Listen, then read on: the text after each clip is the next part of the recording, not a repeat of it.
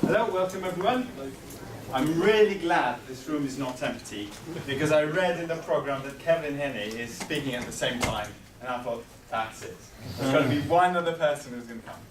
So thank you very much. This talk is called No Learning, and the way I'm usually introducing it is, I'm really sorry to all of you who came here today, not only to my talk but to the conference. You will not learn anything today. Let's try to explore. This is not a picture of me. That's a picture of a friend of mine, Ian. I worked with Ian good 4 or 5 years ago. And it was at the time that I was working at an organization that was doing this thing called an Agile transformation. Anyone heard of these? They're dying out now. Very good, yes. And so Ian was there as a consultant. And I was fairly new to Agile. So I was really enthusiastic. I started reading all the books and going to conferences. And I would pick up a book and I would read it. And I would go back to Ian and say, Ian, look, I've got this fantastic book. I just read it. There's so much good stuff. I've learned so many things. I'm going to go and apply it now. And Ian went, really? So what are you going to change? And I went like, well, what are you talking about change? I'm going to do all these things, all this stuff that I've learned from the book or the conference. And Ian would just look at me and go like, so what are you going to change? And I had no idea what he was talking about. So I would just ignore it and move on. And a few years later, I was actually working on a team that got together to try and build some educational material. And we've managed to produce a dozen of little booklets around kind of Agile and Lean. But that was a time I was doing a lot of research and trying to actually kind of distill all the material that is out there and trying to present it to people in a most approachable way. So part of the research of the content, we also did research around what is it that's, how do you present this stuff to people so that they actually get the most out of it? And this is where I started kind of going into a little bit more of the theory behind it. And I started understanding what Ian meant with his question. So hopefully, by the end of this talk, you guys will have some idea of what Ian really meant when he kind of asked me, what did I change? So my name is Marcin Floryan. I've got a website, you can sometimes see something there. I work with this little guy. This is my director, head of IT, guy. You might have seen him. You may have a toy of him. No, I don't really work with him. I work for Compare the Market, and I'm a lead software engineer in there. Brilliant. So before we start, I've got a bunch of index cards, and I would like you to do a really little quick kind of preparation. So if you guys could just pass them around. From one end, another end. Just take one and pass the rest on. The color doesn't matter really. It's just so that you pass them on the back.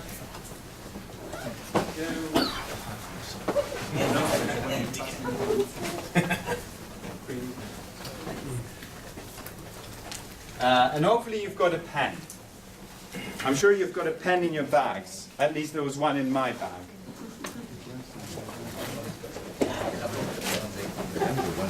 People need pens. So if people need some pens. Go grab one. And I will ask you to scribble something on that card in a moment. I think we should have enough cards. Where are they going? You can see some at the back. Oh, look, we've got plenty of pens as well. Thank you. Brilliant. I'm really impressed. And I've totally failed because I should have told you earlier.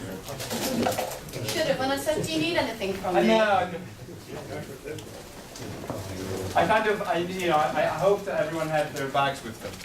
Right, so what I would like to ask you to do is, on those little cards, I would like you to scribble just one. It's for yourself. You're not going to show it up, share it with anyone. But the point is, I would like you to scribble one thing that you can remember that you've learned recently. Okay? So just put a short sentence, one word. Is there anything that you've managed to learn recently? Okay? Something ideally that you can kind of remember that experience. Okay? So hopefully everyone has something that they've learned, right?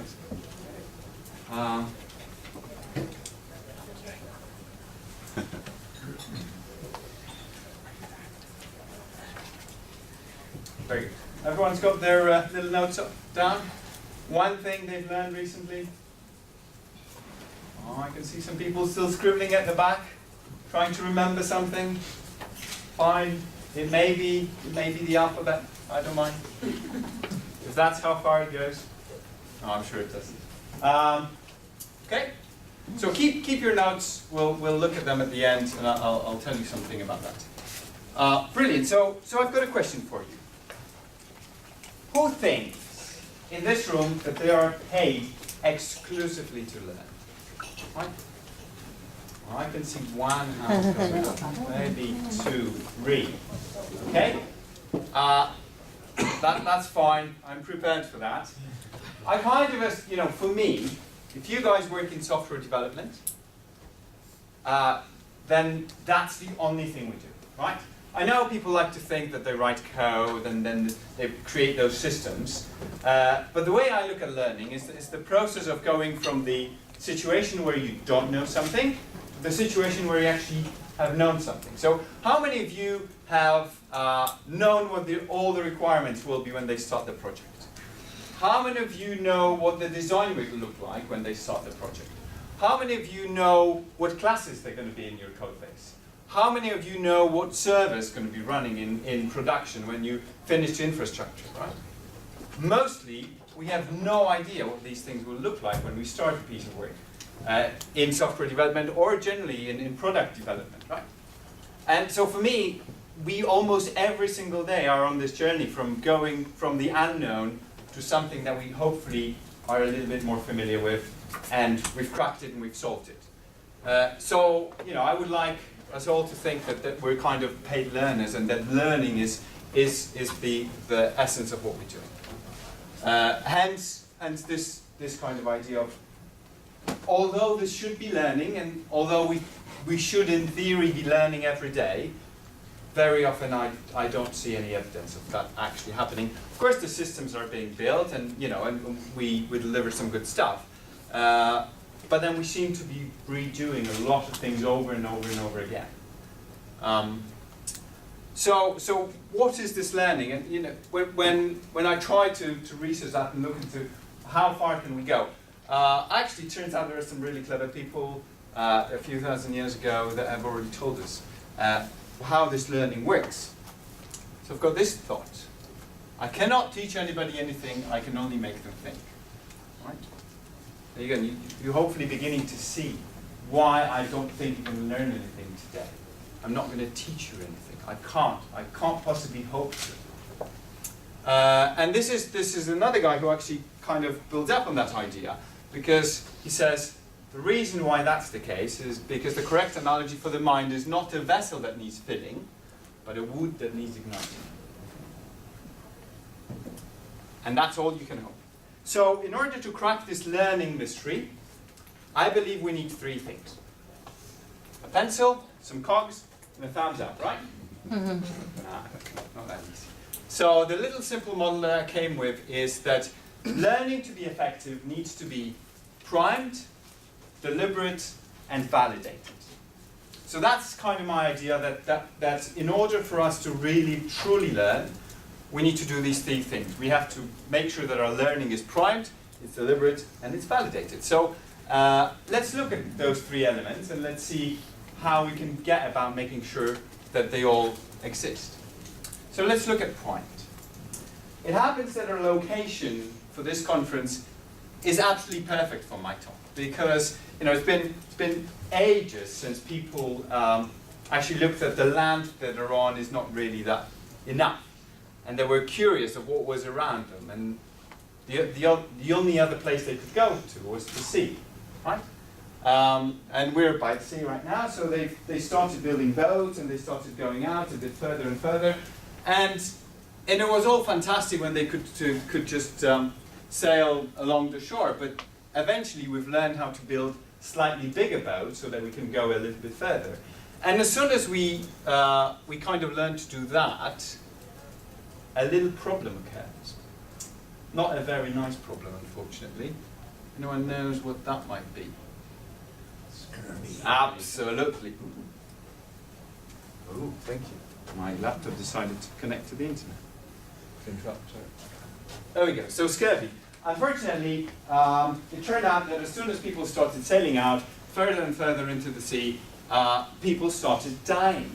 And it was not unusual that half of the crew would die. It is estimated that between 1500 and 1850, about 2 million people died. Just because of scurvy. So here's one example. Lord Danson's naval expedition, 1740, I believe, roughly that time. He took 2,000 men, got his ships, went to fight French and the Spanish, and after 2 years of the 2,000 men, well, obviously not all of them came back. So I would like to ask you all to stand up, please. Okay, we will try to kind of get a feel for what happened there. So you're all standing up. I would like you to, let's try from the left, okay? I would like people from the left to sit down if they think. So you are the 2,000 men, all right? And actually, very good. And in those days, it would probably mostly be men that were the sailors. But we'll ignore that sexist fact. So please sit down if you think you made it successfully back home.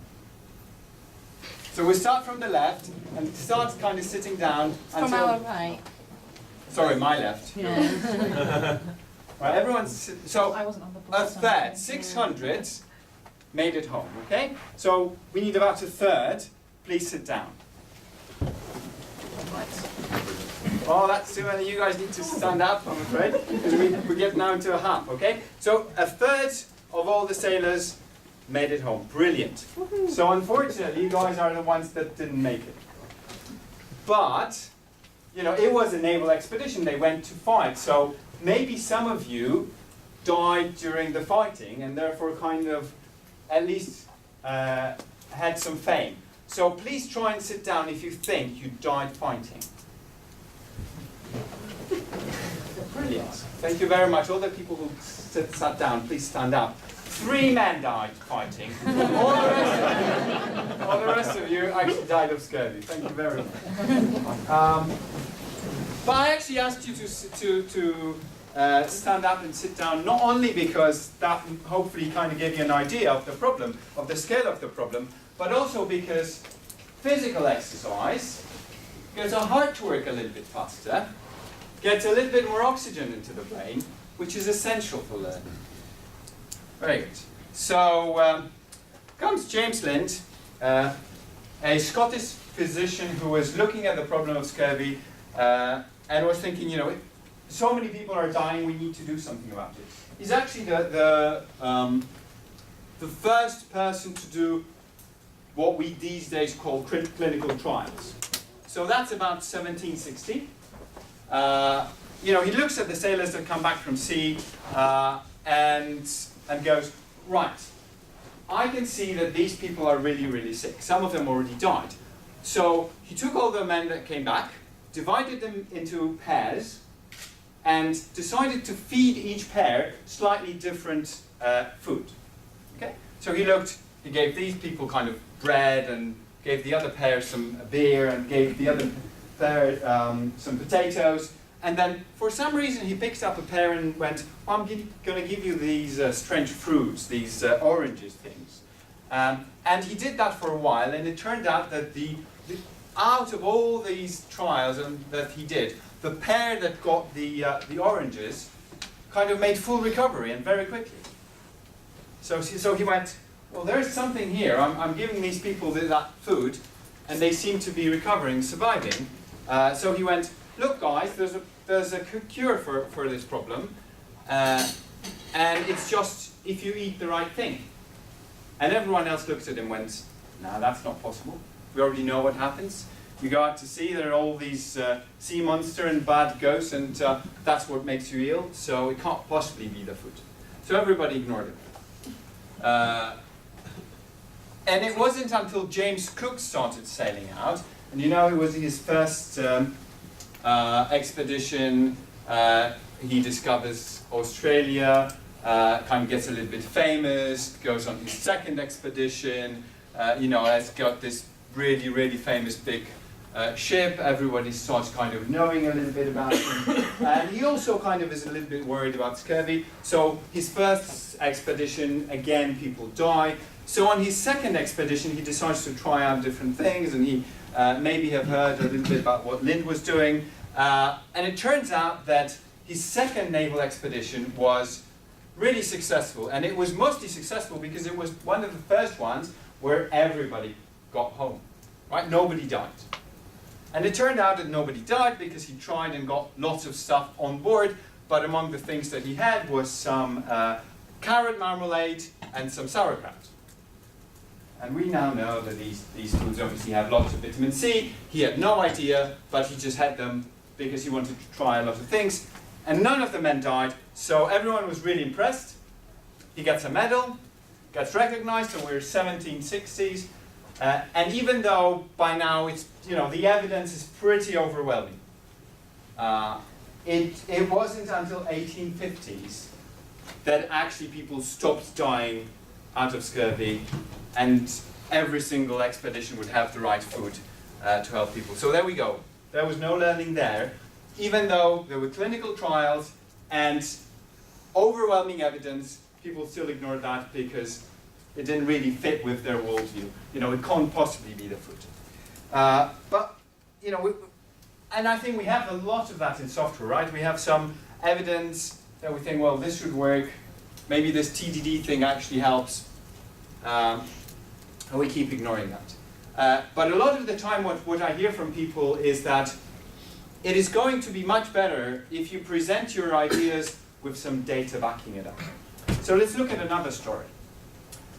This time we're in Vienna, and this is the Vienna General Hospital. And this hospital does lots of things, but among other things it's got two maternity clinics, in which children are born. And it turns out that these two clinics look identical, but these are the mortality rates of mothers in those two clinics. So they started gathering some data, and it looks like that. All the women that go to the second clinic usually make it, but if they go to the first clinic, the mortality rates are much higher.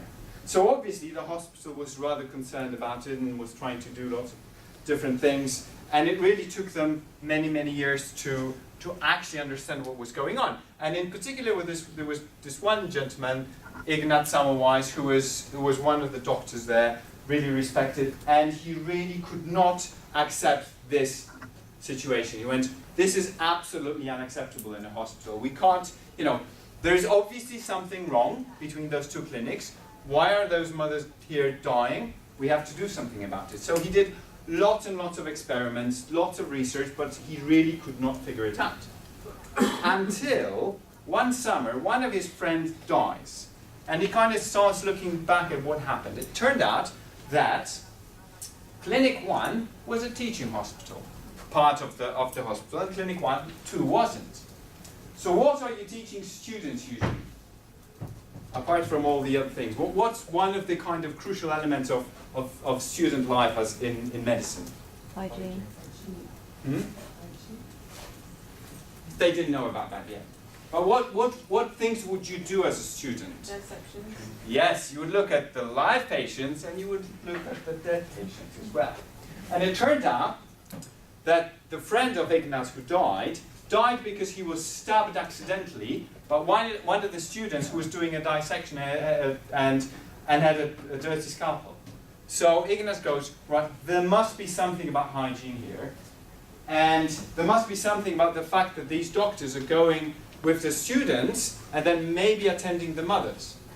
So he said, right, you have to start doing one thing. You have to start doing this when you go and see the mothers. You have to wash your hands. As simple as that. So people started doing that.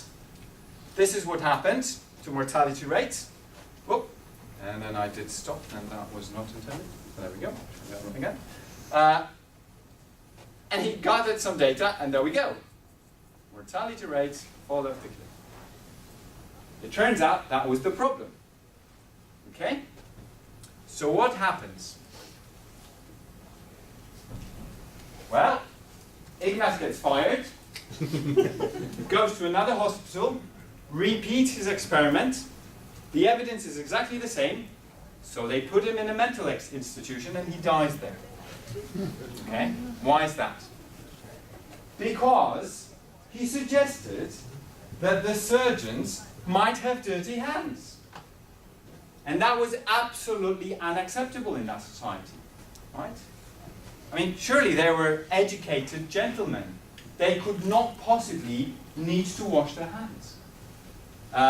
So there we go, another example of no learning. And actually, after Semmelweis, we have this idea of a Semmelweis reflex, which is a natural tendency for people to reject evidence, almost a reflex-like tendency to reject evidence if that evidence is not in line with our mindset, is not in line with what's generally accepted.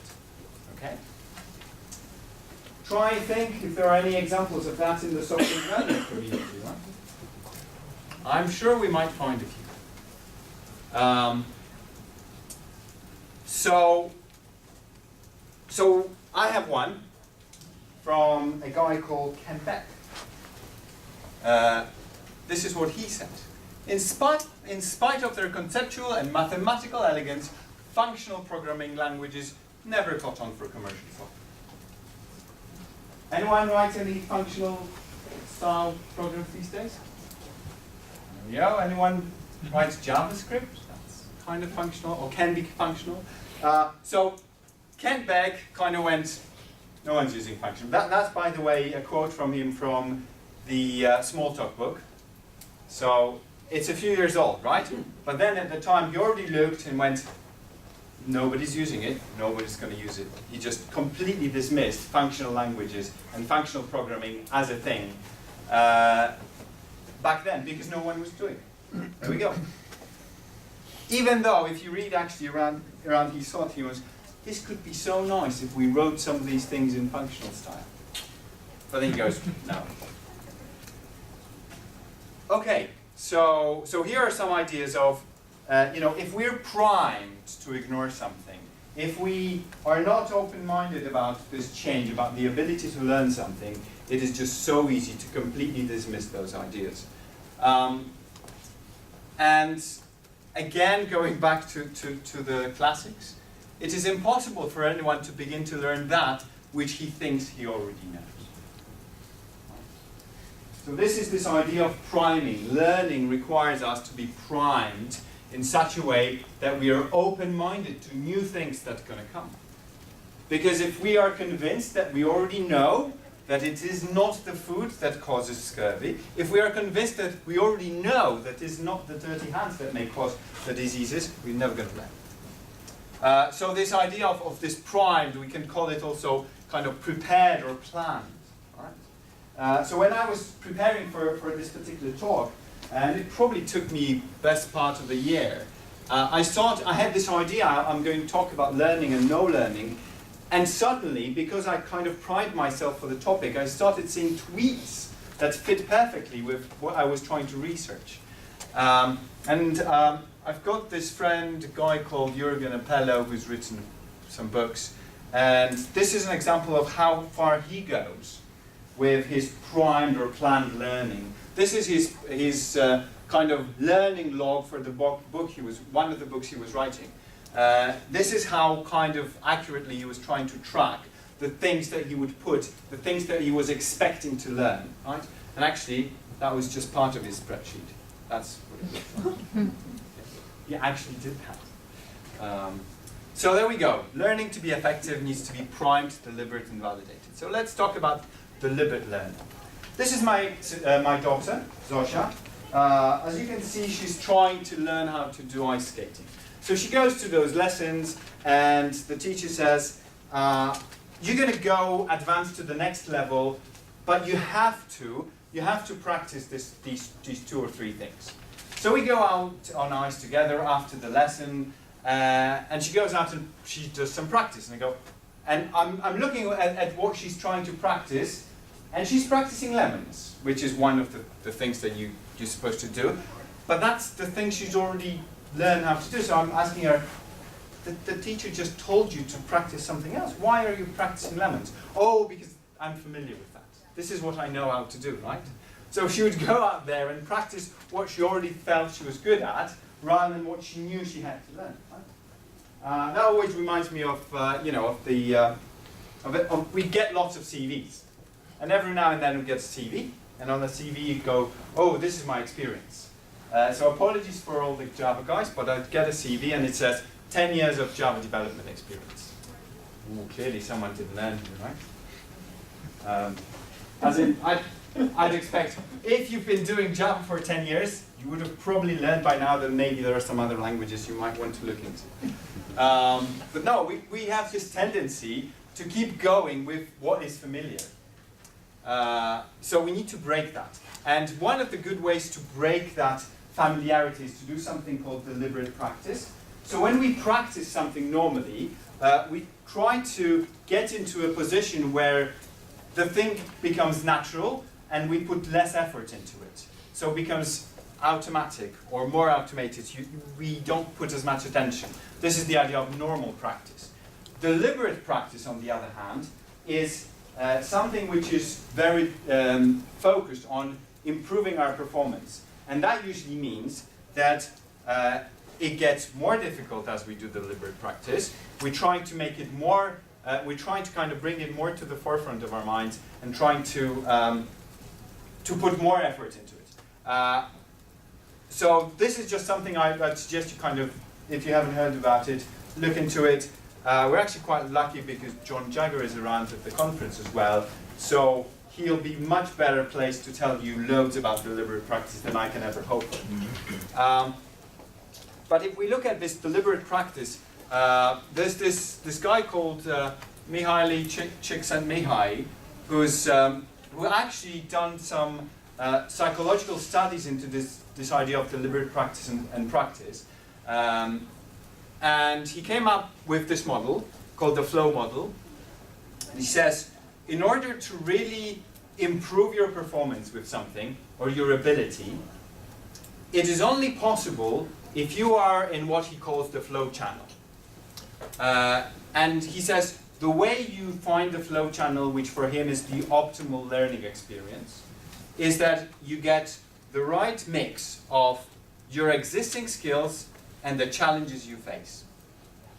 And if you kind of can go up on this nice way here, then this is the flow channel, this is where you can really learn.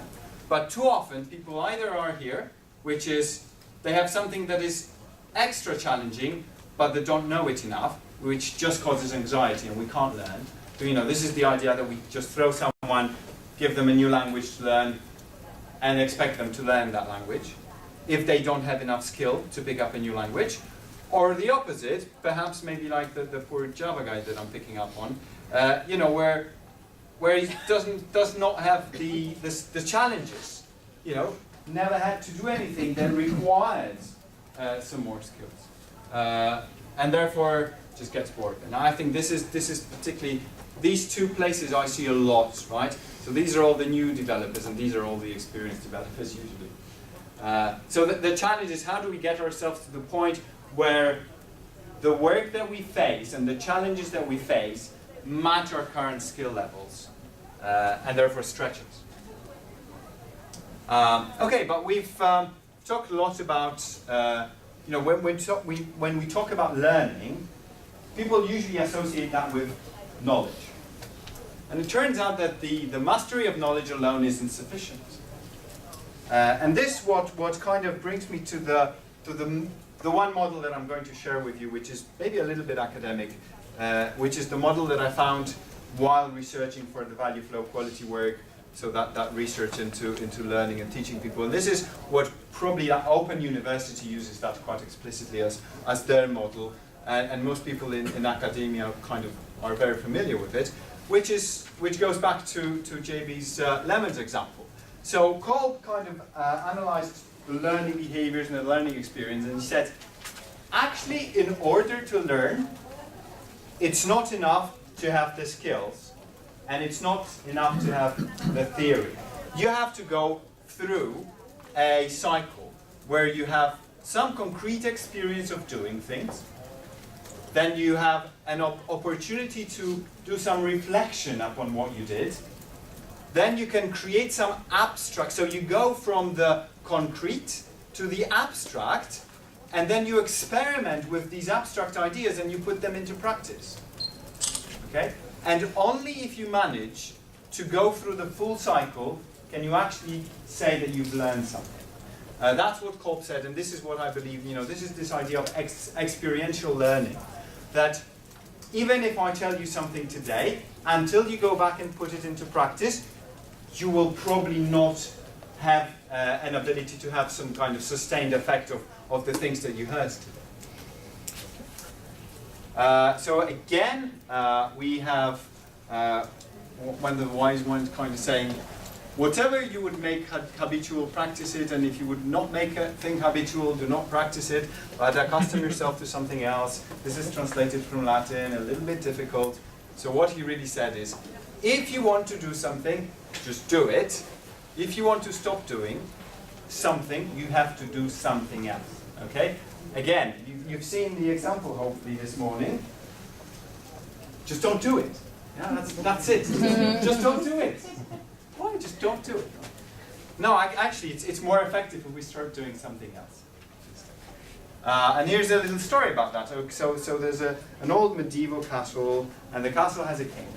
And also, as it happens in a castle with a king, there's an alchemist. And so what's the alchemist's job? To base metals into gold. Brilliant, absolutely. So there's this alchemist who works for the king, and the king goes, well, you've been in the lab for 5 years now. I'm not seeing the gold. What's going on? Well, the alchemist goes, well, it's really difficult, and I've tried all these things, It's not working out yet. So the king gets really impatient and goes, you have 1 more year. And after the year, if you come up with the formula, I'm going to let you live. But if you don't, I'm going to kill you. So the alchemist goes away, tries to research, and kind of comes back and finally presents to the king the ultimate formula for making gold. But he says to the king, dear king, you have to follow the steps of this formula very, very, very carefully. And remember, whatever you do, this formula will only work if, while you're doing it, you never ever think of the dragon that lives under the castle. And with that, the alchemist leaves. Obviously, the king tries to follow the formula, but every time he looks at the formula, he remembers what the alchemist said, never to think of the dragon. He thinks of the dragon. Doesn't work. So a little bit of a warning. If we start to do the deliberate practice, and if we start to try and learn new things and get new skills, this is what you should expect. So this is how your productivity is going to change over time. So it goes up. But notice these little, as people sometimes refer to them, pits of despair, where your productivity actually plummets before you can get better at it. And there's, again, lots of theory around it. Virginia Satir, in particular, was talking about this. But this particular graph is taken from a book by Jerry Weinberg. But kind of Jerry went, in theory, this is what you should expect. But to make it a little bit better for you, I have actually tracked my own productivity or performance. And one of the things Jerry thinks he's really good at and he practiced for his entire life is playing pinball and pinball machines. So he tracked his score on the pinball machines over many, many years. And he went, actually, this is what my scores looked like. As he was going up, looking at his scores over the years, they were increasing. But every time he would get to a point where there was, where he needed to learn a new technique, get some new skills, his scores would plummet and would go almost to the level where he started off with, right? So this is kind of the reminder that if we're learning something, and be it TDD, be it anything else, be it a new language, we may need to expect that we'll get worse before we get better. And unless we're ready for that, and unless our company is actually willing to invest a little bit more time for us to get over that, we may go, ooh, this Agile thing, you know, didn't work. Okay, learning to be effective needs to be primed, deliberate, and validated. So, what is this validated thing? Why do we need to validate? So I've got another story for you. I've got 3 children. My children have this lovely little bookcase with lots of different books. But as children do, every single night when they go to bed, they say, "Daddy, could you please read a story?" Fantastic, so I go with them to this bookshop and say, "Which story would you like me to read?" And they go, "This one, please." Every single night for 6 months. So I sit down, I open the book, and I go, "Who lives inside this little house? It's Toffel all alone. Poor Toffel doesn't notice quite how lonely he has grown." And on it goes. But trust me, even though I read this every night, and I've read it for 6 months maybe, they still catch me out that I've made a mistake or read something incorrectly. And if I was to try and recite something from this book now, I would probably fail because I really don't remember it. There's this poem on the other hand, which goes something like this. And apologies, this is in Polish. Litwo, ojczyzno moja, ty jesteś jak zdrowie. Ile cię cenić trzeba, ten tylko się dowie, kto cię stracił. Dziś piękność twą całej ozdobie, and so it goes for 13 more pages. And I remember this poem, although I've learned it maybe 20 years ago. So what's the difference, you know? I have not read this poem every single night for 6 months. I have read this book every single night for 6 months. Unfortunately, my kids moved on to other books. But what's the difference? Okay? So the difference in here is this validation. I had to do this in front of the class, and I had to kind of pass an exam. And I had to do this for a mark. Whereas this, nobody tests me on that. So if you're learning something, sometimes it is actually useful if you know that you have to validate, you have to recall the knowledge that you're gathering because someone else will test that. So, you know, although we say that certification is bad, and I probably, you know, would attest to that a lot of the time, there is value in some certification if that is a sort of external validation for your learning. Of course, what is really asserted is a different question. But there's another reason why we really have to think about this validation, which is something we're all prone to, called the confirmation bias. And confirmation bias basically goes like this. We will look for evidence that confirms what we already think. So I will be reading this book, and because I can read it fluently now, I'm going to think to myself, oh, I already know this, I've already learned this. But if I were to actually face trying to recite this from memory, I would probably fail. But unless I force myself to do that, my brain will say, no, you've already read about it, you already know how to do it. So there's some research being done around the effectiveness of training. And this is, you know, psychologists really like students. They take some students and they do something to them. So in this particular experiment, they went, we're going to subject a group of students to a learning productivity training. Training that was absolutely worthless, but they wanted to see what the effect of kind of going through this training, which was supposed to help you, will have on the students. So, as usual, 2 groups of students, one group that went through the training, the other group that went on the waiting list but actually never completed the training. And what the psychologists then did was they've asked the students how they did on their exams. And then it turned out that the students who went through the training that was supposed to help them rated their own results higher than they really were.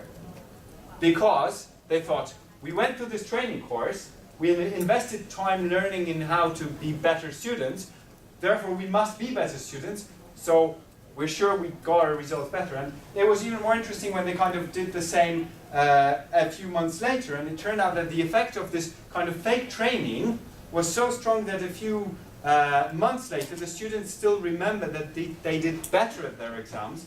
They actually did, because they were trying to justify the effects of that training. Okay? So how often does that happen in software development, where you go to some training and then people go back and, oh, we now know how to do Java beans, or write JavaScript, or do TDD after 2 weeks of training. Surely we must be good at TDD now, we've had this training. There's also this thing called the Dunning-Kruger effect. I don't know if you've heard of it.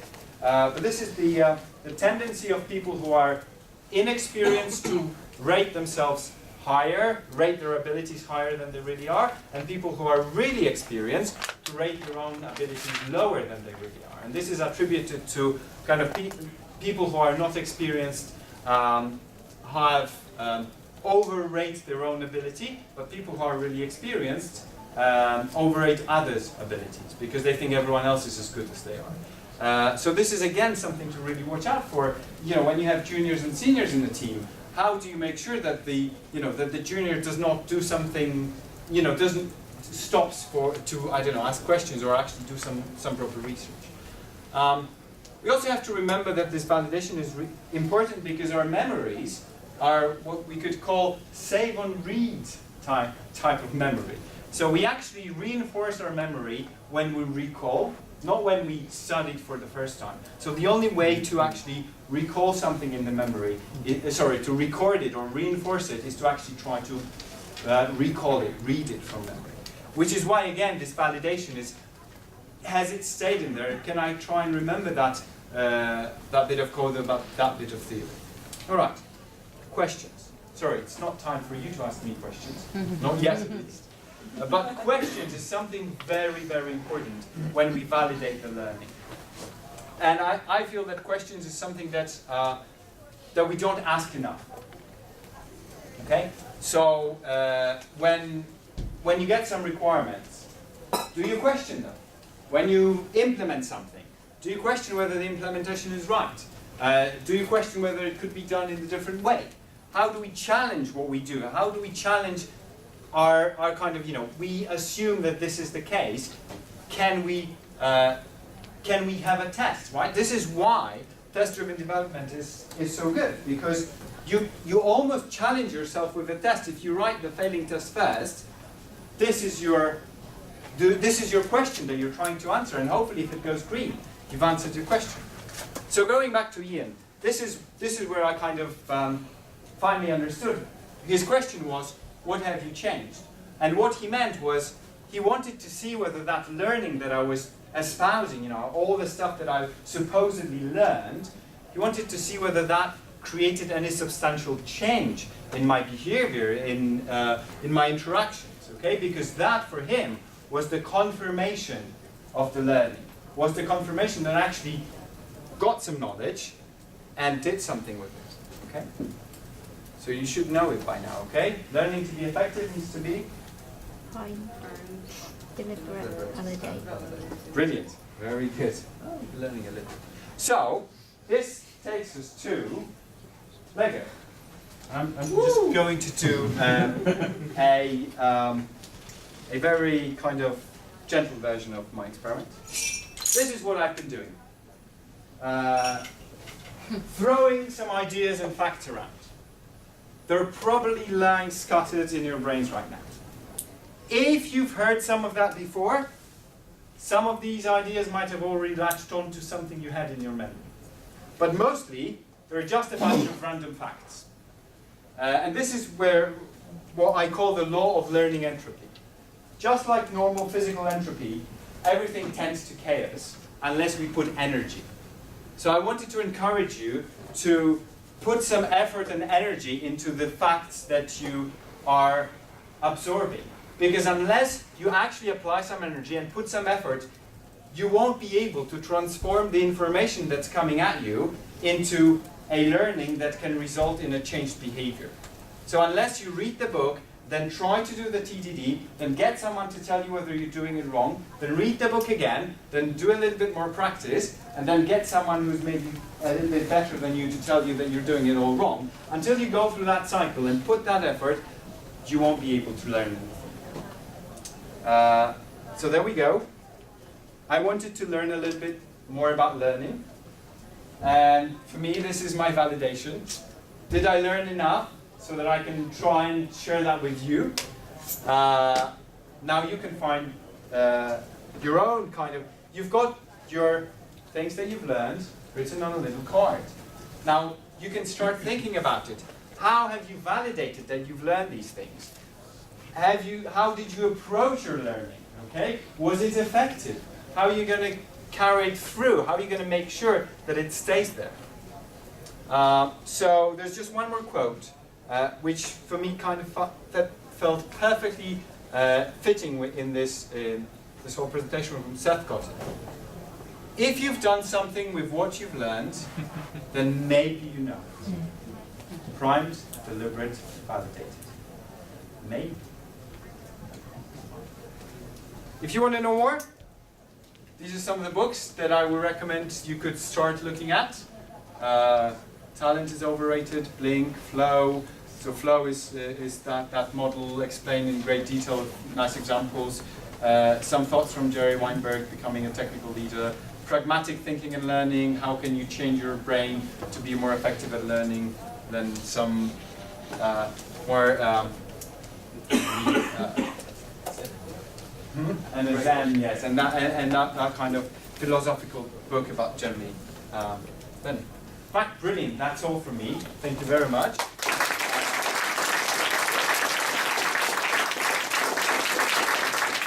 And last one, usually it's no time for questions. But I'm around, so I don't know. Yeah, am I right? Yeah, we have got a break now, so if there are any Brilliant. You're very welcome to come and heckle me or ask me.